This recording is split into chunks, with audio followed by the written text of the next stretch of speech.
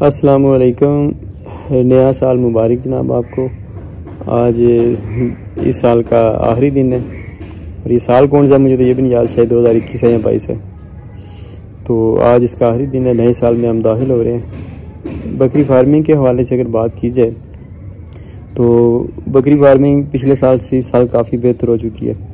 लोगों को काफ़ी सारी इस साल आगाही आ चुकी है। जो पिछले साल एक बोझ था हर वक्त कॉलों का, मैसेज का, वो अब काफ़ी हद तक कम हो चुका है। पहले 100 कॉल रोज़ सुनते थे, अब 50 आ गए। तो अब नए लोग कॉल्स करते हैं या रब्ता करते हैं। वो जो पुराने थे उनके मामलात काफ़ी हद तक हल हो चुके हैं, क्योंकि उन्होंने समझ लिया कि बकरी की खुराक अगर ठीक है तो उसके मामलात ठीक है।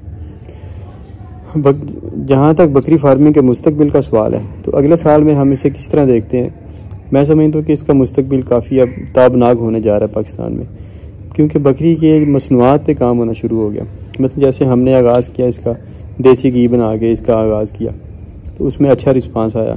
मतलब ये एक एलीट प्रोडक्ट है, बकरी की कोई भी चीज़ है वो एलीट प्रोडक्ट है। गोश्त देख लें 2000 के लगभग है उसका, दूध देख लें इंटरनेशनल मार्केट में, पाकिस्तान में तो क्योंकि अभी है नहीं, जब आएगा तो ज़ाहिर है फिर वैल्यू तो वही होती है। वो भी गाय से 5 गुना महंगा सारी दुनिया में बिकता है। इसकी जो प्रोडक्ट्स हैं, चीज़ देख लें वो गाय से कितनी महंगी है। इसका जो खुश्क दूध है जो इन्फेंट फार्मूले में भी इस्तेमाल होता है वो कितना महंगा है। तो मतलब कि बकरी एक मुस्तकबिल का जानवर है और एक एलीट एनिमल है। इसे मीडियम स्केल पे भी लोग पाल के इससे फ़ायदा उठा सकते हैं। इसके साथ काफ़ी सारे गरीब लोग मुंसलिक होकर फ़ायदा उठा सकते हैं। जैसे हमारे साथ आप कह लें कि कम से कम भी कुछ 100 के लगभग लोग बिल वास्ता और बिला वास्ता इसके साथ मुंसलिक हैं।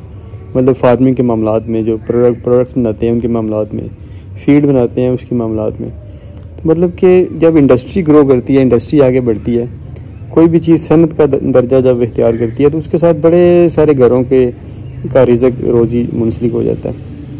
इसी तरह ही उसमें लोग होते हैं, जैसे कुछ लोग मजदूर की सतह पे होते हैं, कुछ आगे स्टोर मैन के तौर पे आ जाते हैं, कुछ मैनेजरियल रोल्स के तौर पे सामने आते हैं, कुछ मार्केटर्स बन जाते हैं।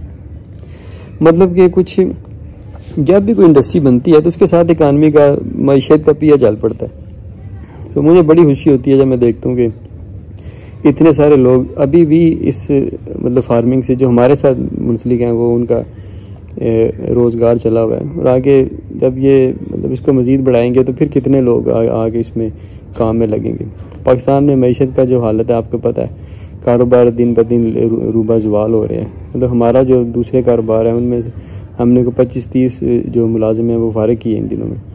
तो बड़ा दिली अफसोस होता है, क्योंकि 3-4 दहाइयों का अपना कारोबार का तजर्बा और कभी ये वक्त नहीं आया कि हमने डाउन साइजिंग की हो। लेकिन अब पाकिस्तान में बड़ी बड़ी फैक्ट्रियाँ, मिलें, कारखाने बंद हो रहे हैं। कल मैं परस में पढ़ा था खाद बनाने वाली बहुत बड़ी फैक्ट्री बंद होगी। कल पढ़ा था कि पता नहीं होंडा ने या सुजुकी ने अपना प्लांट बंद कर दिया, डिमांड बहुत कम है। मतलब पाकिस्तान एक क्राइसिस का शिकार हो रहा है और बिल्कुल आप कह लें कि ये इक्तसादी बदहाली की तरफ जा रहा है। यहाँ तक भी कहा जा रहा है कि ये डिफ़ॉल्ट हो जाएगा। अब देखिए, अल्लाह खैर करे। लेकिन बकरी फार्मिंग के हवाले से ये एक खुशाइन बात है कि ये दिन ब दिन बेहतरी की तरफ जा रही है। मतलब पहले ब्रीड के रोले होते थे, ब्रीड आ जाएगी, ब्रीड बन जाएगी, ये हो जाएगा, वो हो जाएगा। अब कम से कम हम इन चीज़ों से थोड़ा सा आगे निकले हैं। अब हमारे पास ओवरऑल पाकिस्तान में देखा जाए तो लोगों को ये एहसास होना, ये शऊर होना शुरू हो गया है कि बकरी दूध देने वाला जानवर है और ये इसकी जो बुनियादी हसीयत है या म्यार है या क्वालिटी है वो दूध ही है। तो जब लोग दूध को देखने लगे हैं तो उनके पास ज़्यादा दूध वाले जानवर आना शुरू हो गए। अब दूध वाले जानवर आए हैं तो दूध की पैदावार भी आई है। मतलब एक बंदे के पहले पास अगर 30 बकरियां थी तो दूध हो सकता है उसके साथ सारा 10 किलो, तो बच्चे पी जाते हैं, बचता ही इतना हो तो वो उसको क्या करेगा। अब उसके पास 30 बकरियां, खुराक उसने अच्छी की तो हो सकता है अब उसके पास 30 किलो दूध हो, तो उसका भी दिमाग काम करेगा कि यार ये 30 किलो दूध को इस्तेमाल करना चाहिए। अब उसकी अगर बाय प्रोडक्ट्स बनाता है तो उसमें ज़्यादा फ़ायदा है, क्योंकि वो शेल्फ़ पे चली जाती हैं और उन्हें शेल्फ़ लाइफ मिलती है। तो उसमें कोई एमरजेंसी नहीं होती या अर्जेंसी नहीं होती कि आपने जल्दी जल्दी से फ़रोख्त करना है। जैसे दूध है, आप उसे पैस्चराइज़ कर लेंगे तो हफ्ता वो महफूज रहेगा, पैस्चराइज़ नहीं करेंगे तो वो तो 24 घंटे में ख़राब हो जाएगा। अब ये अर्जेंसी है, पैस्चराइज़ करके भी आपने उसे हफ्ते में बेचना है, फिर जल्दी जल्दी सप्लाई लाइन्स बनानी है उसकी। तो अब जाके हम क्योंकि बाय प्रोडक्ट्स में जब आते हैं तो उसमें शेल्फ़ लाइफ मिल जाती है हमें। मतलब 1 साल 2 साल। अब कल जो डॉक्टर साहब आए हुए थे अहमदाबाद से, तो मैंने उनको कहा जी हमने घी के ऊपर, जो बकरी का घी है, इसके ऊपर हमने 2 साल की एक्सपायरी लगाई।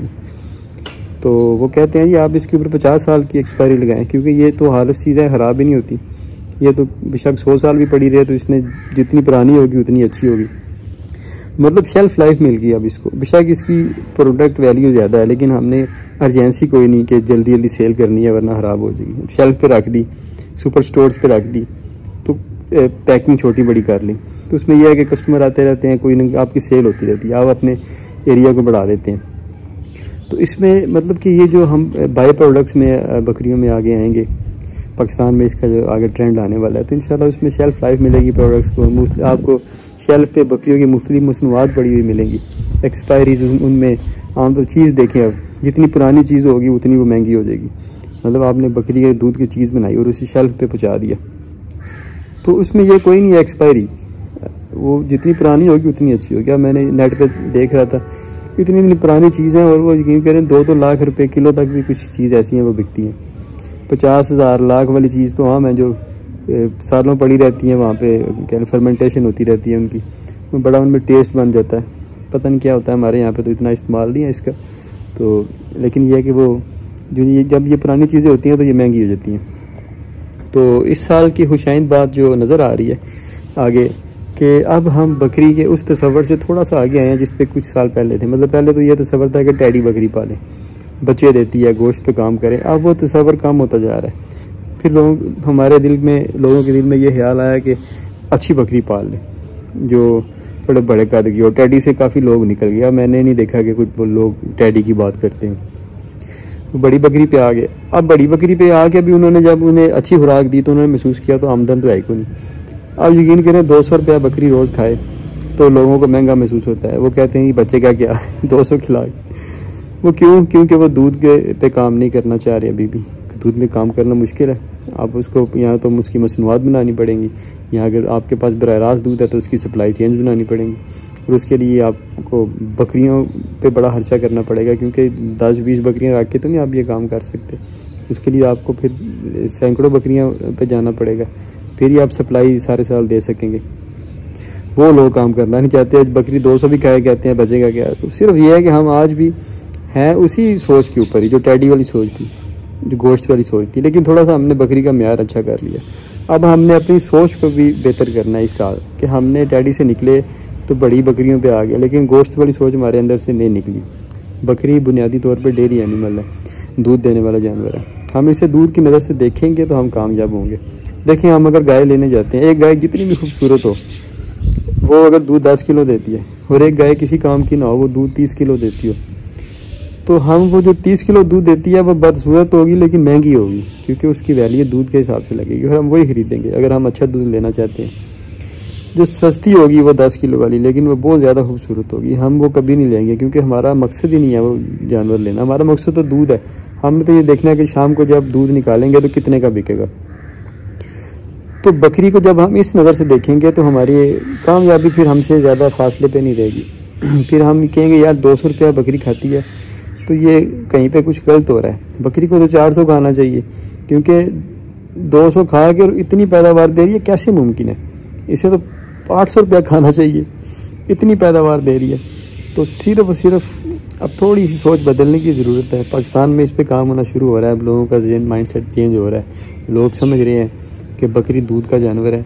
सारी दुनिया में जहाँ पे भी बकरियाँ रखी जाती हैं वो डेयरी के तौर पर रखी जाती हैं, सिवाय चंद एक जो हमारे जैसे ये तरक्की पजीर मुल्क हैं, उनमें आज भी वो चराई शराई करा के तो इसी तरह ही वो बकरियों को बाहर वो रख लेते हैं, बस बच्चे बेच दिए, इस तरह काम चला लिया। लेकिन वो मुस्तकबिल नहीं है। जो चीज़ जिस काम के लिए पैदा हुई है उसका वही इस्तेमाल हो तो फिर उसमें फ़ायदा हासिल किया जा सकता है, वरना कोई फ़ायदा नहीं होता।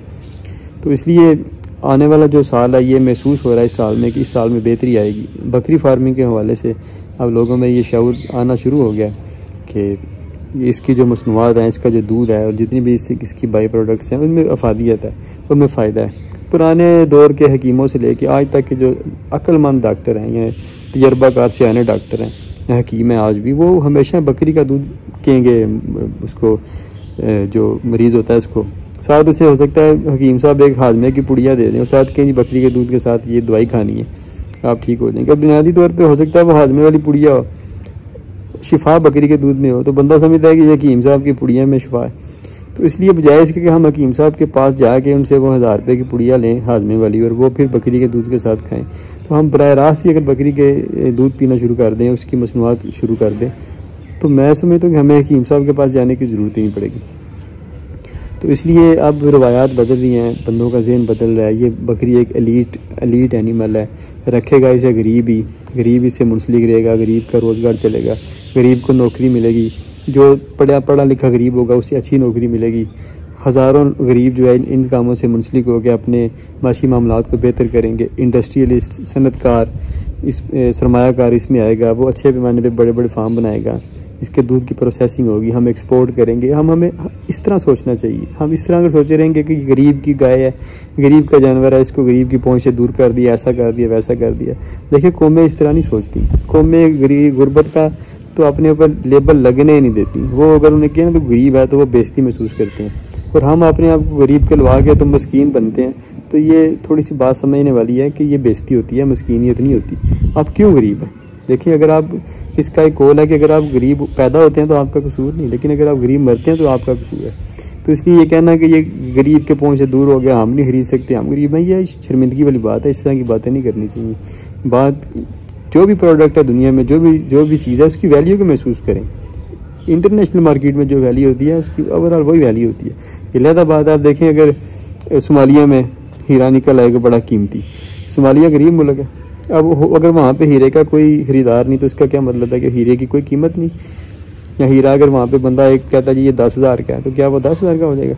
हो सकता है उसकी 10 करोड़ कीमत हो। अब उसको उस मार्केट में आपने लेके जाना है कि जहाँ पे 10 करोड़ देने वाले मौजूद हैं, जो उसकी कीमत को, उसकी अहमियत को समझ दें।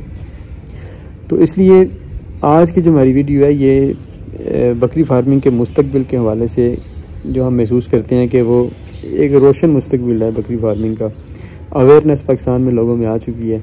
अब लोगों के रवैये तब्दील हो चुके हैं। लोग उस तरह बकरियों को नहीं देख रहे, गोश्त के हवाले से सफ़र चारे तूड़ियाँ डाल के बकरियों को नहीं मार रहे। अब बंदे इतने कहने के मुतशद्दद पसंद नहीं रहे कि जो बकरियों पर जुल्म होते चले आ रहे हैं शुरू से।